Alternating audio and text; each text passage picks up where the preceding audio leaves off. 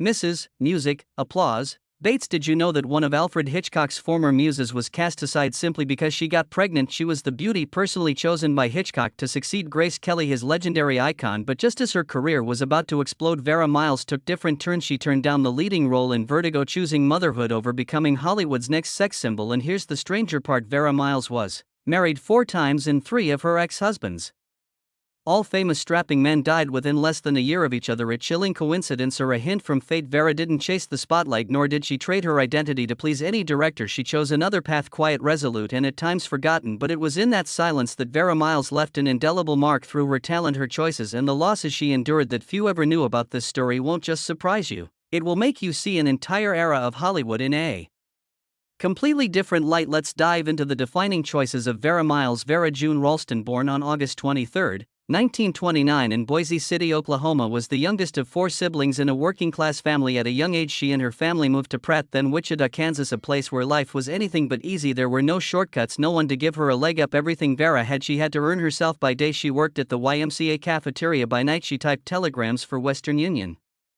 All the while, she kept up with her studies and graduated from Wichita North High School in 1947. At just 18, Vera already understood the weight of making a living, a quiet resilience that would later become her secret weapon in the unforgiving world of Hollywood. Her delicate beauty and poised confidence led her to an unexpected turning point. In 1948, she was crowned Miss Kansas and went on to place as 3rd runner-up in the nationwide Miss America competition. She had no team behind her, no formal training, just a girl from Kansas and sheer inner strength. To many, it was a surprise win, but to Vera, it was her first chance to step onto a bigger stage. Unlike many pageant winners who dream of breaking into showbiz at all costs, Vera kept her feet firmly on the ground. She didn't compromise, didn't take shortcuts. The years spent waiting tables and working night shifts had taught her how to read people and, more importantly, how to hold on to herself when everything around her turned glamorous. It was from that humble beginning that Vera Miles shaped a clear philosophy: you don't need to be loud to be remembered, and no one gets to decide your future, not even Alfred Hitchcock. In 1950, Vera left Kansas for Los Angeles, bringing with her the decision to change her name from Vera Ralston to Vera Miles, taking the surname of her first husband. Since Hollywood already had another actress named Vera Ralston, it was her first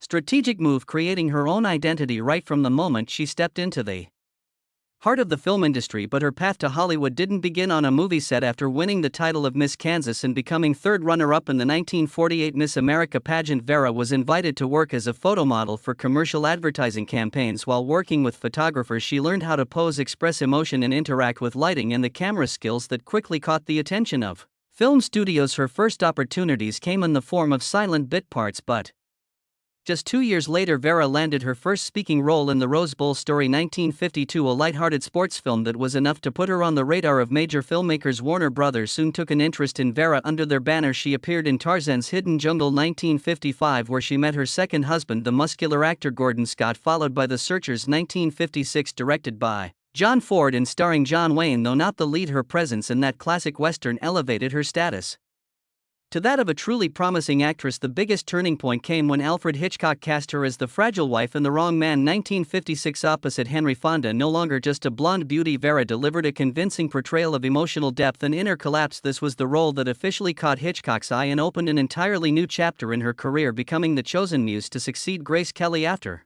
The Wrong Man, 1956, Alfred Hitchcock didn't just see potential in Vera Miles, he placed a bet on her. A 5-year personal contract was signed shortly thereafter with the intention of making her the next Grace Kelly in Hitchcock's cinematic universe. Instead of auditioning, Vera was given a custom-built character, Judy Barton, in Vertigo, 1958. The leading role in what was then Hitchcock's most ambitious project, Vertigo, was originally designed specifically for Vera Miles, a starring role meant to catapult her to stardom as Grace Kelly's successor. But just as the film was about to begin production, Vera unexpectedly announced she was pregnant. Hitchcock was visibly disappointed and had no choice but to replace her with Kim Novak, an actress he had never truly trusted. This sudden change instantly turned the relationship between Hitchcock and Vera into prime media fodder. The press at the time began spinning tales of a stubborn actress who ruined Hitchcock's plans. They labeled Vera the woman who threw away her shot at fame, and many articles implied that Hitchcock's disappointment led to her being quietly sidelined from major roles. An unspoken punishment no one dared name outright. They also placed Kim Novak in a difficult position, branding her the replacement and continually comparing the two women. Even though Vera and Novak had no personal conflict, in reality Vera never once attacked Hitchcock. Years later, when biographies began painting Their relationship is a silent feud. She firmly denied it, saying, "I was very fond of him." Vera's silence over the years only made it easier for the media to dramatize the story, and with no one stepping up to defend her, public opinion simply accepted the narrative that Vera had thrown it all away, that her stalled career was her own doing. Despite missing out on Vertigo, Vera continued working with Hitchcock. Just 2 years later, she was cast as Lila Crane in Psycho 1960, a supporting role on paper but the backbone of the entire plot. No screaming, no on-screen death. LLA was a decisive, rational woman who pursued the truth to the very end. The scene where she discovers Norman Bates's mother's corpse became one of the most chilling moments in cinematic history. Over 2 decades later, Vera returned in Psycho 2 1983, reprising her role as Lila Crane. Now haunted and hollow, she was one of only 3 actors to appear in both films alongside Anthony Perkins and Virginia Gregg, a rare continuity in classic horror cinema. Being invited back after 23 years wasn't a courtesy, it was proof that her role couldn't be replaced. Vera's success wasn't confined to Hitchcock's world. She was also chosen by director John Ford for 2 classic westerns, The Searchers 1956 and The Man Who Shot Liberty Valance 1962, acting alongside John Wayne and James Stewart. For Ford, notoriously hard to please, that was a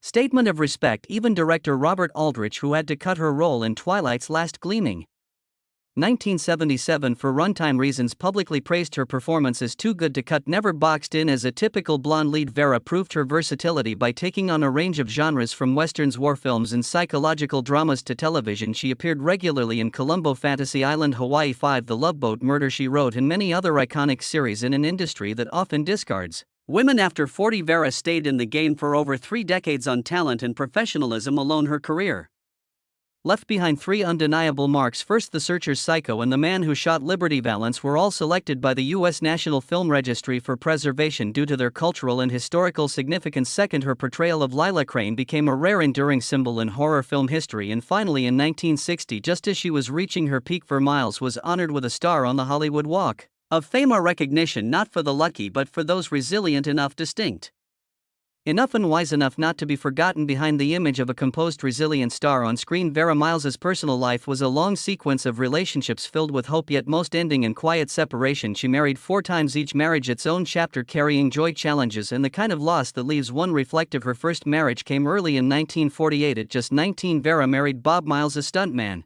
and bit art actor working on Hollywood sets. Together they had 2 daughters, Deborah and Kay. This was when Vera was still a newcomer, bouncing between background roles, barely making ends meet between auditions. Bob wasn't famous, but he was a steady anchor during those rough early years in Los Angeles. However, as Vera began catching the attention of studios and stepped gradually into Hollywood's limelight, the distance between them grew. They faced the pressures of family and diverging career paths. In 1954, Vera officially filed for divorce at the Los Angeles Superior Court, citing irreconcilable differences. As reported by the Los Angeles Times on April 10, 1954, she requested full custody of the children and sought no financial support from Bob Miles, a bold move for a single mother at a time when her acting career was still uncertain. The separation was quiet, without scandal, but it marked the beginning of a new phase. Vera was now shaping her own destiny, no longer the wife behind a husband's career, but a woman stepping into her own opportunity. Her second marriage had the feel of a Hollywood fairy tale, at least in the beginning. In 1955, while filming Tarzan's Hidden Jungle, Vera met co-star Gordon Scott, a dashing bodybuilder cast as Tarzan. With his muscular physique and charismatic presence, they quickly fell in love, and by June 1956, the couple quietly wed in Las Vegas. According to the San Francisco Examiner, it was a discreet ceremony reflecting the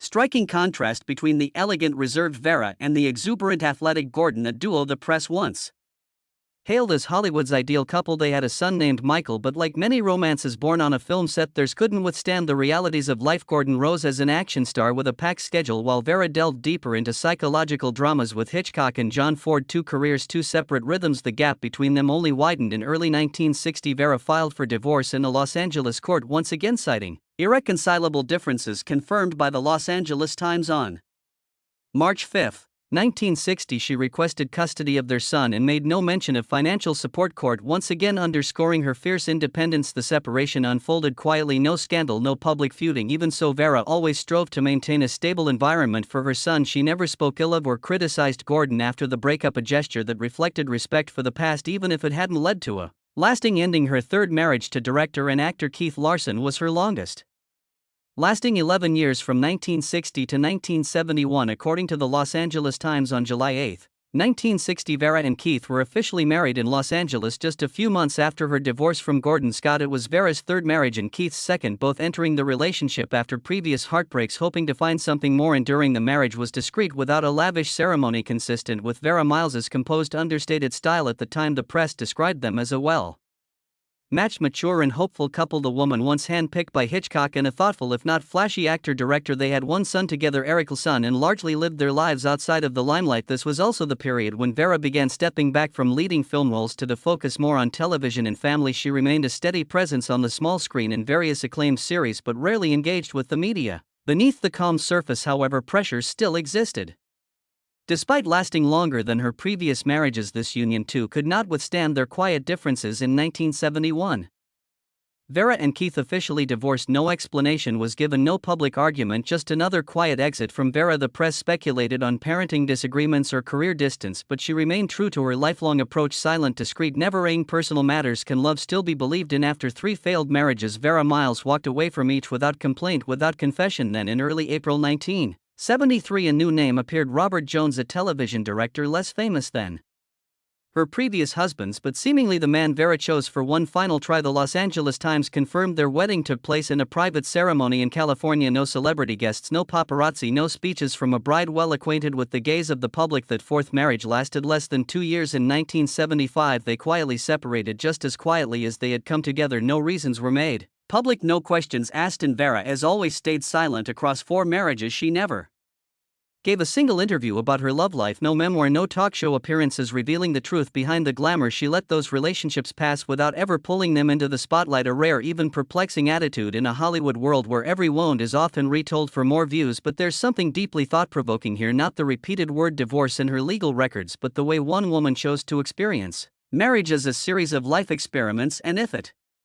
didn't work, she walked away quietly, without drama, without clinging. 4 men, 4 different types: a stuntman, a Tarzan, a Western director, a television filmmaker. None held her for long, yet none were turned into punchlines or stories of grievance. And in the end, when all 3 of her first husbands passed away within a few months between 2006 and 2007, Vera Miles said nothing, no shared memories, no public mourning, no tribute article. That silence to her admirers spoke of grace and dignity, but to others it may have seemed cold or withdrawn to the point of being extreme. What do you think of Vera Miles's 4 marriages? Were they a series of failures or a reflection of a woman too strong to remain bound to something that no longer fit in a Hollywood world where divorces are as common as role changes? Could her silence have been her final form of self-protection? Share your perspective, whether in empathy or disagreement. Every view is worth discussing, and just when the wounds seemed long healed, a final piercing chapter suddenly opened in the quiet life of Vera Miles. From late 2006 to mid-2007, in less than 5 months, all 3 of her former husbands, Keith Larson, Bob Miles and Gordon Scott, passed away one after another. Keith Larson, her longest-lasting partner, was the first to go on December 13,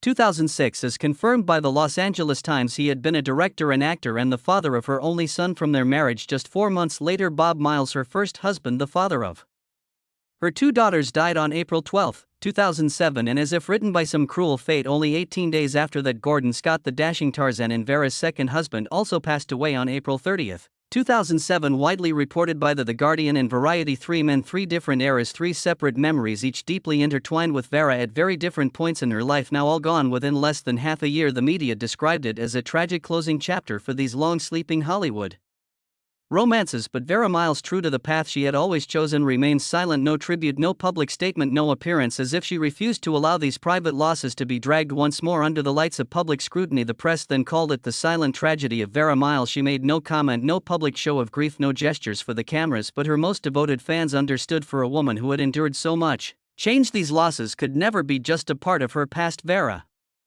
Miles was never a breakout star, but she was a standard of clarity, quiet strength and resilience in a Hollywood long dominated by powerful directors, suffocating beauty standards and deeply entrenched gender bias. Her greatest legacy doesn't lie in the number of roles she played, but in the way she chose to live and work, turning down the lead in Vertigo to have a child at a time when Alfred Hitchcock had pinned all his hopes on her. Becoming the next Grace Kelly was a defining moment.